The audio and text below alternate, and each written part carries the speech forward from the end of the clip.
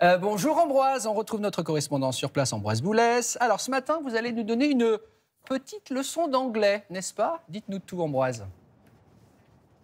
Good morning Damien, yes exactly, mais laissez de côté vos manuels scolaires, on ne va pas parler des verbes irréguliers aujourd'hui, je vais plutôt vous aider à décrypter cette langue pleine de sous-entendus. Parce que vous le savez, l'anglais c'est la langue de la politesse, c'est le pays des bonnes manières. Ici, tout le monde fait en sorte d'éviter les confrontations en public.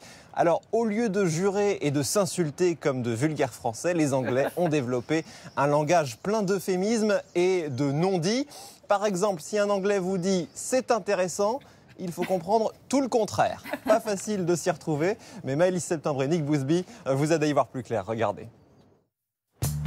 Dans la vie d'un Britannique, il y a un art qu'il faut absolument maîtriser. Oh, c'est fâcheux. Celui de l'euphémisme en toutes circonstances.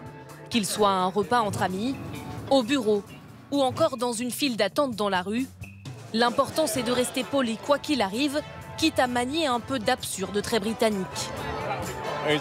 Au lieu de dire non, on dit oui, en espérant que la personne comprenne que mon oui veut dire non. Être poli et courtois, c'est incontournable en tant que Britannique. Alors on trouve des stratégies pour ne pas toujours dire ce qu'on pense. Sur les réseaux sociaux, les sujets de Sa Majesté sont les premiers à tourner en dérision ces petites phrases qui disent tout, mais surtout son contraire. Si je dis avec tout mon respect, traduction, je pense que vous êtes un imbécile. On est poli, mais pas gentil. Certains tentent même de donner des leçons pour décrypter les sous-entendus britanniques les plus énigmatiques. Si j'ai à me plaindre au restaurant, je vais sûrement dire « Oui, c'était fantastique, merci beaucoup, on a beaucoup apprécié ». Cette humoriste, elle, compare même l'incomparable, le français en colère. La révolution, c'était fait pour que dalle! Et l'anglais en colère. C'est avec le cœur lourd que je me sens contrainte de vous écrire cet email acerbe pour vous exprimer mon mécontentement. Alors il n'est pas toujours aisé de décoder ces politesses pour les étrangers, comme cette expatriée française. J'ai présenté un PowerPoint à mon manager et mon manager m'a dit en anglais this is a very interesting presentation. À ce moment-là, j'étais super heureuse. Je me suis dit, mon manager trouve ma présentation intéressante.